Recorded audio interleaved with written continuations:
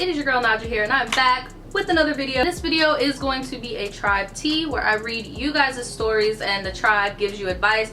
Sometimes I'll throw in my 2 cents if it's really ridiculous. But yeah, that's pretty much all we're about to do here today. So get your Capri Suns, get your wine, get your Gatorade. I don't know, girl, get some water, drink some water. Shit, it's hot. Drink some fucking water. If you are new here, hi, my name is Naja. Make sure you click that subscribe button, be a part of the Voodoo tribe, and hit that like button please, so that more people can join the tribe and we could just kiki with more people's stories. I've been clocking some of y'all stories. Like a lot of people with the tribe tea that I posted the last time about the girl that cheated on her boyfriend with 2 other girls. I clocked it once I rewatched it again on YouTube. I think that shit was fake, and a lot of you guys were telling me you think it's fake too. So yeah, no. All right, let's check the email. We gotta go through all this spam. Okay, this one is titled, I had the nasty with my cousin's man. Okay, for starters, hey bitch, hey girl, how you doing? I love you and your videos so much. So go ahead and grab your vape and your wine and let's get it. Oh, I could grab my vape? Hold on, she gave me permission, bitch, hold on. Me and my cousin have always grown up close from childhood, as our moms would always go to each other's houses every weekend. Until this day, even though I don't see her as much as I used to, we still have a close bond. We tell each other everything with our personal lives. Fast forward a little bit, my cousin had told me that she had gotten a boyfriend and his name was Josh. Josh is a fake name. But she had showed me a picture of Josh, and on the inside, I thought he was really cute. And one day I had went up to my cousin's high school and had seen Josh. By the way, they're in the 12th grade and I instantly got butterflies for him in my stomach. Well, if he's in the 12th grade, how old are you? Are you older or younger? Because it says you went up to your cousin's high school. So that could either mean y'all go to different high schools, or you went up to her school to talk to her, and I don't know. Are you younger or older? Fast forward to the next month, Josh had came over to my cousin's house, so had I. And my cousin had left to go to Target and left Josh and I alone. Why didn't she bring Josh with her? And we began talking and talking, led to one thing and that led to another, and Josh and I ended up having sex. And she put in bold letters that they had protected sex. Good for y'all. I was really hoping y'all did. I was so scared to tell my cousin, and I felt as if she would kill me. 1 week after the incident, Josh broke up with my cousin for me, but I told him that that was a mistake and that I can't betray her once more. Do you think I made the right decision? Thanks for reading this. Love you lots and hope to see you succeed in the future. Thanks, boo. My 2 cents. I wouldn't have slept with dude, but I would have let my cousin know. For one, it's okay to think people are cute. But it's a completely different ball game when you pursue them and you get intimate with them. That's when it gets weird, okay? I don't think you should have been intimate with him. There's all types of boys in the world, and that was the one boy that your cousin was with and you decided to get intimate with him. That was wrong, especially because that was the first day that y'all formally met each other. So that was wrong. What you should have done was told your cousin how he was coming on to you and shit. Let her know what type of nigga he was so that she can move on to something better. But you did make a good decision to not pursue him any further. But one thing that does question me on my mind is men are very black and white creatures. They're very black and white. It's not as the same as women where we have all these loopholes and one thing means 2 things and 3 things and 4 things. Like, men are very black and white. So the fact that he dumped her thinking that he could get with you, there had to have been some type of conversation of that even being like a thing. You get what I'm saying? So I feel like there was more to that part of the story. But yes, you did the right thing. But you also need to tell your cousin what the fuck went down between y'all. Like, be real. You might as well. Okay, this one is weird.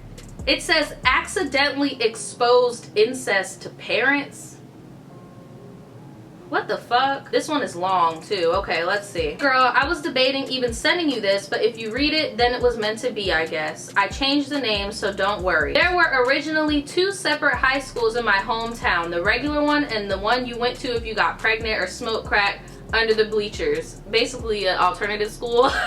You know, there are some kids that go to alternative schools just because they have learning problems. Like, it doesn't mean that they're bad kids. She was like, yeah, alternative school as they call it. When I was a junior, the alternative school got shut down due to lack of funding, and everyone who went there was forced to transfer back into the regular high school or do online school. This is when I met Ella and Marcus. I was in art class and I always sat in the back because, well, duck people. I guess you were trying to be ducked off, like away from people. This couple from the other school sits down next to me. They're both unbelievably beautiful. The girl, Ella, okay, you explaining what she looked like. Marcus explaining what he looked like. They look like motherfucking vampires. IDK, how else to put it. Bitch, this sounds kind of, I don't know. This already sounded a little suspicious. This sounds like something off of Twilight, bitch. I don't know. Was super sweet and very friendly. She introduced the both of them to me, and I slowly became friends with them over time. They would do cutesy little things like hold hands, or he would play with her hair and stuff. They were basically always touching. And that's like the telltale sign that a couple has fucked, basically, which is very true. Immediately, I assumed they were dating. Marcus was a senior and Ella was a sophomore, but all curricular courses were mixed for every grade. Ella would always paint pictures of the two of them and somehow managed to incorporate Marcus into any art piece she did. I really liked them, so we began to hang out after school with my other friends and we'd see each other more often. They were one of those couples that are respectful of the third wheel, but also like to push the limits of it. Like, they wouldn't make out in front of us, but they'd be hanging off each other and giving each other like little pecks all the time. We were all into American Horror Story. One night Ella invited me to come over, watch the season finale, and that's how she put it to, you should come over for the season finale. So I still wasn't putting two and two together. I don't get it. Like, what is there to put two and two together about? I got there, Marcus and Ella were all comfy on the couch, but for once in their life, they were sitting with a big gap between them. A woman came out and introduced herself as Stephanie. I assumed she was Ella's mother. After the episode, she had made something for dinner and invited me to stay. I accepted, offered to clean up because that's how I was raised. Me too, girl. The kitchen and dining room were separate from each other, so it was just Stephanie and I in the kitchen doing dishes. She asked how long I had known the kids, and again, my dumbass didn't connect the dots. I told her we met in art class and how nice they were to me. She said that means a lot considering how much of a handful they were as children. Still not clicking. Oh, I said, I didn't realize Marcus and Ella had known each other for that long. That's crazy. Stephanie looked confused and then did this awkward, I don't know if you're joking or not kind of laugh. And she's like, I mean, they've known each other since Ella was born, technically. I was happy they were so born close together. It's nice that way. They'll always have a friend. I don't know if I was in a denial or just fucking stupid, but I still wanted to scream every time I remember what I said next. God damn it, I said, oh, that's the kind of love story they'll tell their grandchildren someday. And she said, I'm not an idiot, okay? But look, bitch, I would have caught on because I don't know, because they're of their age, like, that is very weird. But it's just the fact that they're at each other's houses and like they're eating dinner and stuff like that, and that's kind of normal for high school relationships, I guess. But nigga, they didn't have the same last name when y'all were in school. Like, that's the only thing that I don't get, because usually when you're new to a school and they take attendance, they didn't have the same last name. Like, nobody, and you said that you have such a small town, nobody in the town knows that they grew up together and that they're siblings and they have the same last name. I don't know. He immediately looked at me in absolute disgust and confusion and went, that's a weird way of describing it. I hardly call it a love story. Really, my naive ass said. They seem like such a happy couple though. And she asked, they're dating? At this point, I thought maybe Ella wasn't allowed to date and I had just exposed her secret. But before I could make up an excuse for her, Stephanie said, I'm guessing they didn't mention the fact they're related? My heart stopped. The room felt 1,000 degrees. I excused myself to go find my friends. I had been misinterpreting it. I felt like I needed to talk to them again and try to see them as just brother and sister. When they weren't in the living room, I wandered down the hall that looked like it would lead to the bedrooms. I called their names, but really quietly because their grandma might be sleeping in one of the rooms or something. I knocked softly on the door and opened it to reveal a bedroom that looked like it belonged to Marcus. Oh, I think she said his real name. I don't remember. But fuck it, we're saying it right here. No one was in there. I knocked on the door next to it and opened that one. Girl, they moved so quickly. They jumped up from the girl's bed so fast I only saw flashes. I'm not gonna tell you that I know what they were doing because it all happened so quickly, but I will tell you Marcus was shoving his eggplant emoji back in his pants, and that's all I know for sure. I'm so happy you read all this. I'm sorry to send any trauma to any of you guys. Okay, I'm clocking this story. I don't think it's real. What do you guys think? I don't think it's real because if it was real and you invited your friend over to the house, why would you? Because that's a very shameful thing. Like, it's a very taboo and shameful thing to do that with your sibling. So why would you feel that comfortable having sex when you still got company at the house, your mom is still awake? Like, it's just not adding up. And then y'all wouldn't even sit on the couch close to each other, but y'all are okay going in the room and smashing real quick. Like, that doesn't make any sense. Oh, them going to school together but not seeing their last names are the same doesn't make any sense. Yeah, I don't know. This shit just ain't adding up. Is it just me, or are y'all clocking it too? I don't know. Do you guys think it's real? I think I'm clocking it. I don't know. My guard is a little bit up. Okay, here's one more. I'm gonna bless y'all with one more. It says, I'm in dire need of advice / someone to talk to. Naja, I just want to start off and say I love your videos and the person that you are. Thank you, boo. I appreciate you. Your videos have really become a huge joy in my life. My name is Amani and I live in California. My story starts like this. Oh, she's 20 years old. She lives in California. My story starts like this. I completed 1 year of college at my dream school, but I haven't been able to go back because I owe the school a little over $5,000 and cannot re-enroll until I pay off this debt. I pay for everything on my own, and my parents will not help me fund my education, even though my mother makes a 6-figure salary. Due to how much my parents make, I do not qualify for any financial aid, and I can't take out loans because my parents will not co-sign on a loan for me. I cannot register as an independent for FAFSA until I believe 24 or 25. I work so hard to save money for my little part-time job, but every time I do something comes up, like my car will break down or I'll have to use the saving funds to repair. Girl, before I even finish your story is sounding very, very, very similar to mine, so I feel really confident that I can help you out, but let me finish. On top of all this, I recently was in a huge car accident that left my car needing over $1,500 in repairs. Damn, your story is sounding real similar. Okay, let's keep going. I'll go to insurance, but I'm under my parents' insurance and they refuse to let me go to the insurance because it will raise their rates. I have literally tried everything to convince them. My parents are selfish people. Now I have to figure out a way to work every single day between school and the car. All the stress has really done some damage to my mental health. I feel like a huge failure. Money is a huge factor in all of this, and I find myself really depressed and wishing I could just run away from it all or even win the lottery, as silly as that sounds. No, bitch, I be wishing that I could win the lottery every fucking day. Like, I'm not even kidding. Like, I want to win the lottery so fucking bad. I would still do YouTube. I would just be like one of those traveling channels, bitch. I'd be in fucking, I don't even know. I'd be in Amsterdam. Like, I don't know, bitch.